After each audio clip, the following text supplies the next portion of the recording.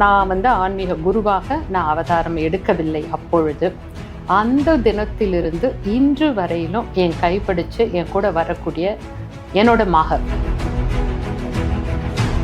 நான் அம்மா சொன்ன மாதிரி கையை பிடிச்சிட்டேங்க. அம்மா கையை பிடிச்சிட்டுனாங்கல்லாம். அம்மா எப்படி கூட்டிட்டு போறாங்களோ அம்மா கூடயே பயணிச்சுட்டு இருக்கிறோம். அப்படியே நான்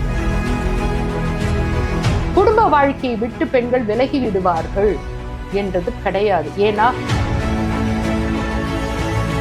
என்ன சொல்றது, ஒரு பெண்ணுக்கு என்ன ஒரு விதமான ஒரு உழு தைரியமும் மன அமைதியும் வேணுமோ அதை இந்த வித்யா ஹரிவோம். அமிர்தவர்ஷினி பீடம் சார்பா உங்க எல்லாரையும் வரவேற்கிறதுல ரொம்ப மகிழ்ச்சி. வாழ்க்கையில் ஒரு முக்கியமான விஷயம் சொல்லுவாங்கல்ல, ஒரு சிஷ்யனுக்கு நல்ல குரு கிடைச்சிட்டா அதை விட அவன் வாழ்க்கையில இன்னொரு பாக்கியம் பண்ணியிருப்பான். பாக்கியசாலிகள் தான் நல்ல குரு கிடைக்கக்கூடிய சிஷ்யர்கள். அப்படி ஆன்மீகம் சார்ந்து இறை தேடுதல் சார்ந்து ஒரு குருவா பல நூறு பேர்த்த வழி நடத்திட்டு இருக்காங்க நம்முடைய ஸ்ரீ அம்மா. இன்னைக்கு நிறைய கேள்விகள் அம்மா கிட்டேயும் இருக்கு. அதே மாதிரி ஒரு சிஷ்யா பல வருஷங்களா அம்மாவினுடைய நிறைய இறை வழிபாடுகளோட பயணிச்சுட்டு இருக்கக்கூடிய ஆனந்தி மாமன் நம்மளோட இன்னைக்கு இணைஞ்சிருக்காங்க. ரெண்டு பேருக்கும் வணக்கம். சந்திக்கிறதுல ரொம்ப மகிழ்ச்சி அம்மா. மிக்க மகிழ்ச்சி. நான் முதல்ல சொன்ன மாதிரி ஒரு நல்ல குரு கிடைச்சா போதும், அதை தாண்டி ஒருத்தன் பாக்கியம் பண்ணிருக்கவே முடியாது. ஏன்னா ஒரு குரு கிடைக்கும் போது வாழ்க்கையினுடைய எல்லா சூழல்களையும் அவன் எப்படி பயணம் பண்ணணும், எல்லா அடிப்படை விஷயங்களையும் எந்த சூழல்ல சரியா பயன்படுத்தணும் அப்படிங்கிற ஒரு கற்றல் அப்படிங்கிறது குரு கிட்ட இருந்து வந்துடும். நீங்க நிறைய பேர்த்த வழி நடத்திட்டு இருக்கீங்க, அதுக்கு ரொம்ப நன்றி அம்மா. இன்னைக்கு நம்மளுடைய ஆனந்தி மாமும் ஜாயின் பண்ணியிருக்காங்க. நிறைய மாணவர்களை நீங்க உருவாக்கி இருக்கீங்க. இறை சார்ந்து இறை வழிபாடு சார்ந்து அவங்களை வழி நடத்தணும்னு நடத்திட்டே இருக்கீங்க. ஆனந்தி மேம் எவ்வளவு ஸ்பெஷல் உங்களுக்கு? ஆனந்தி சொல்லணும் அப்படின்னா அவங்க வந்து ஈரோட்டில் ஒரு முக்கிய பிரமுகர். நான் இதை ஆரம்பித்த காலத்தில் நான் உங்களுக்கு எல்லாருக்கும் தெரியும், ஒரு சைக்கோதெரப்பி சென்டரை தான் ஆரம்பித்தேன். எங்களோட ரோட்டரி கிளப்போட மெம்பர் அவங்க கணவர், நான் ரோட்டரியில் இருந்தேன். அப்போ ஒரு நாள் ஆனந்தி வந்து நான் அவங்க கூட கிளாஸ் அட்டன் பண்ணலாமா. அப்போ நான் ஆரம்பித்தது வெறும் சைக்கோதெரப்பி சென்டர் தான். நான் வந்து ஆன்மீக குருவாக நான் அவதாரம் எடுக்கவில்லை அப்பொழுது. அந்த தினத்திலிருந்து இன்று வரையிலும் என் கைப்பிடிச்சு என் கூட வரக்கூடிய என்னோட மகள். இதுக்கு மேலே நான் வேறு வார்த்தை சொல்கிறதுக்கு என்கிட்ட இல்லை. அவன் என் மகள், அவ்வளோதான். நான் இன்னைக்கு காலையில் கூட அவங்க கணவர்கிட்ட அவங்களுடைய இடத்துல தான் இந்த ஷூட்டிங் நடந்துட்டுருக்கு. ஸோ எதிர்பாராத விதமாக நீ வந்து உட்காருமா அப்படின்னு சொன்னேன், வந்துட்டாங்க. இன்னைக்கு காலையில் கூட அவங்க கணவர் என்கிட்ட ஏதோ சொல்லும்பொழுது நான் சொன்னேன், அவன் மகள் தான், இதுக்கு மேலே எனக்கு வேறு வார்த்தை கிடையாது, என்னுடைய மகள். அதாவது வந்து என் வயிற்றில் பிறக்காத மகள், அதை உங்களுக்கு தெளிவுபடுத்தணும். ஸோ எனக்கு எல்லா வகையிலையும் எனக்கு உற்ற துணையாக என் கூட வந்து இருந்திருக்கா. அவளுக்கும் நான் அவளுக்கு கூட எப்படியெல்லாம் இருக்கணுமோ அப்படி அவ கூட நான் இன்னைக்கு வரைக்கும் நாங்கள் தொடர்ந்து பல வருடங்களாக பயணித்துட்டு இருக்கோம் இந்த ஆன்மீக வளர்ச்சியில். ஸோ ஆனந்தி என்ன சொல்றாங்களோ நீ கேட்டுக்கோங்க.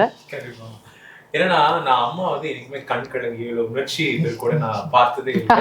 இன்னைக்கு முதல் முறையா ஆனந்திங்கிற ஒரு அந்த ஒற்றை பேருக்காக ரொம்ப உணர்ச்சி பூர்வமா தன்னை மகள் அப்படிங்கறத தாண்டி ரொம்ப உணர்ச்சி பூர்வமா பேசினாங்க. இதுவே உங்களுக்கு கிடைச்ச ஒரு பெரிய பாக்கியம். கண்டிப்பா ஒரு 10, 12, 15 வருஷமா அம்மாவுக்கு தெரியும். ஃபர்ஸ்ட் வந்து அம்மா தெரியறது வந்து ரொட்டேரியனா தான் தெரியும். ஒரு 15 பேர் இருக்கிற ஒரு லேடிஸ் குரூப்காக அம்மா ஸ்பீக்கரா வந்திருந்தாங்க.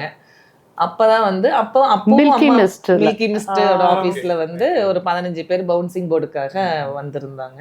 அப்பவும் வந்து விஷன் பத்தி நம்மளோட விஷன் எவ்வளவு தூரம் எக்ஸ்பெண்ட் ஆகுது, நம்ம மனசுல எப்படி இது பண்றோம் அப்படிங்கிற மாதிரிதான் எடுத்தாங்க.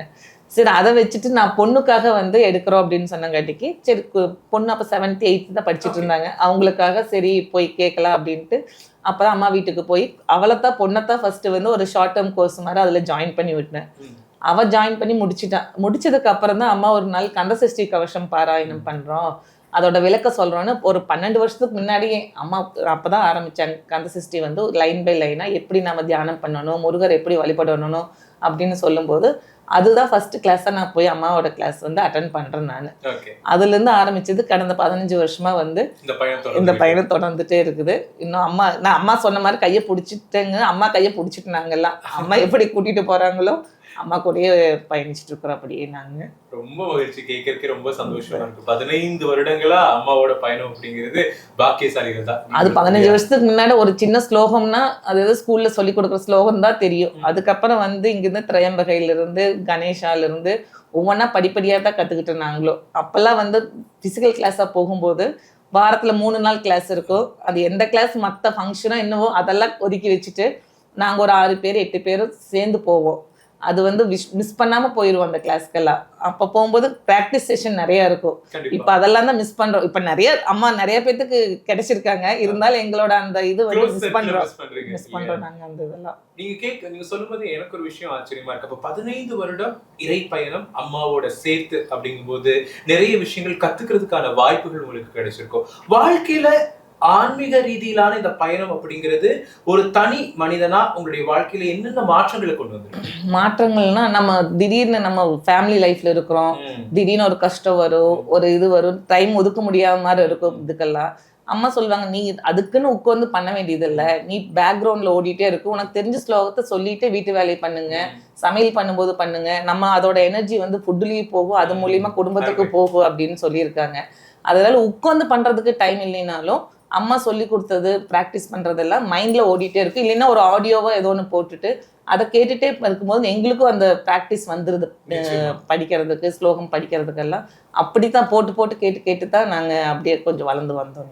எனக்கு அம்மாட்ட பிடிச்ச ஒரு விஷயம் என்ன தெரியுமா, எதையுமே தவிர்க்க முடியாது. இந்த இயல்பான வாழ்க்கையில இந்த ஆசை, பாசம், இச்சை, கோபம் எதிர்த்து தவிர்க்க முடியாது. ஆனா கட்டுப்படுத்தலாம். கட்டுக்குள்ள கொண்டு வந்தீங்கன்னா அது சரியான சூழ்நிலையில் நீங்க பயன்படுத்தும் போது அது ஒரு வேற ஒரு நிலையில நீங்க வந்து அதை அடையலாம்னு சொல்லுவாங்க.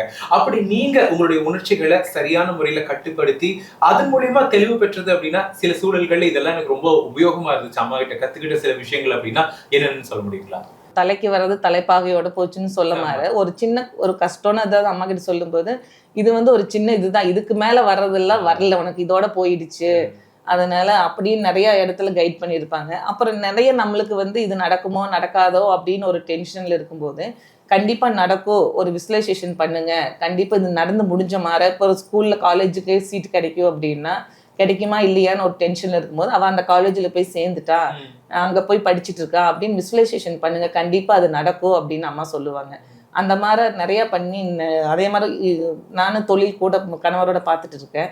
அதுலேயும் அப்படித்தான் இவங்க நிலையா நினைச்சிருப்பாங்களா இருக்க மாட்டாங்களா, நம்ம உள்ளுணர்வு சொல்லும். அம்மா சொல்கிற மாதிரி உள்ள சொல்கிறத கேட்டுட்டு நடந்துக்கிட்டா அது கரெக்டாக இருக்குன்னு சொல்லுவாங்க. அது மாதிரி நிறையா விஷயத்தில் வந்து அம்மாவோட இது கைட் பண்ணியிருக்காங்க. நம்ம படிக்கிற சான்ஸ்கிரிட் அந்த ஸ்லோகம் எல்லாமே நம்மளுக்கு வந்து உறுதுணையாக தான் இருந்திருக்கு.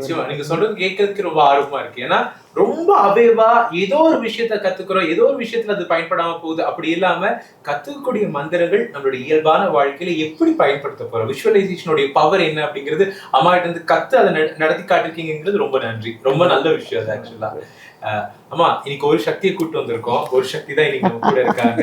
ஒரு சக்திக்கு பின்னாடி, இந்த சக்திக்கு பின்னாடி பல நூறு சக்திகள் இது மாதிரி இருக்கு, பெரிய சேனையே இருக்கு, சக்தி சேனையே இருக்கு.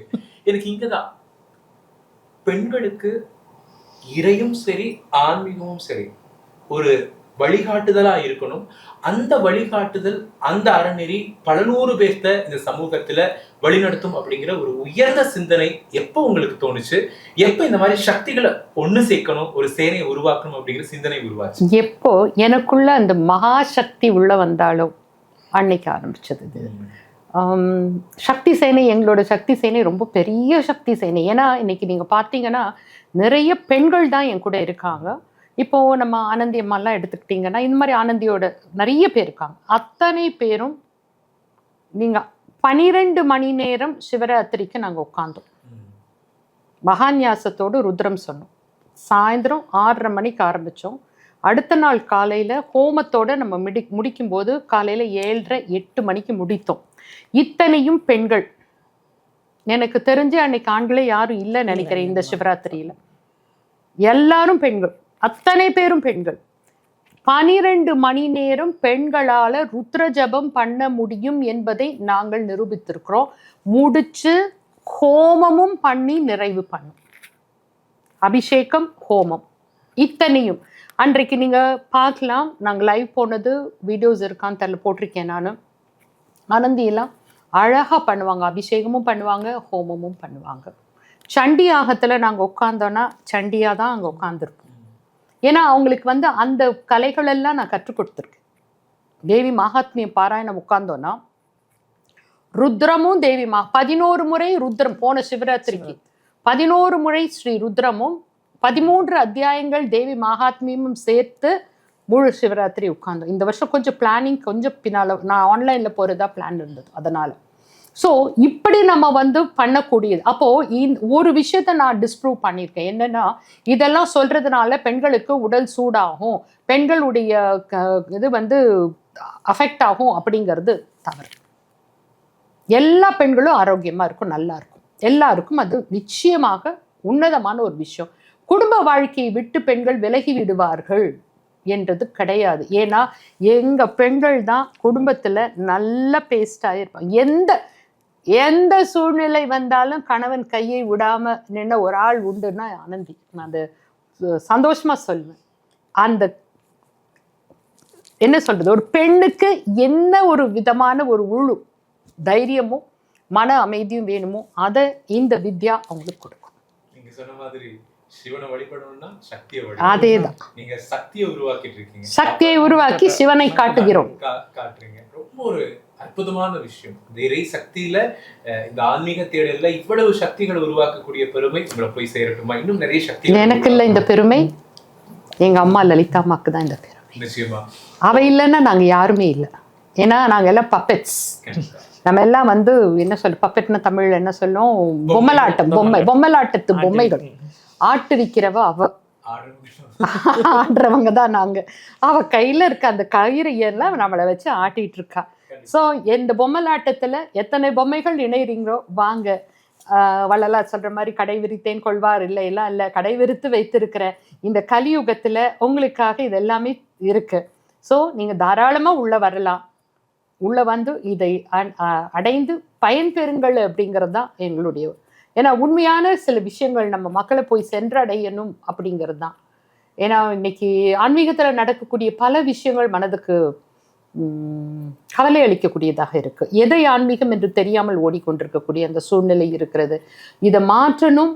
இதை மாற்றுறதுக்கு நீங்களும் துணை புரியணும். ஸ்ரீ மாத்ரே நமஹ.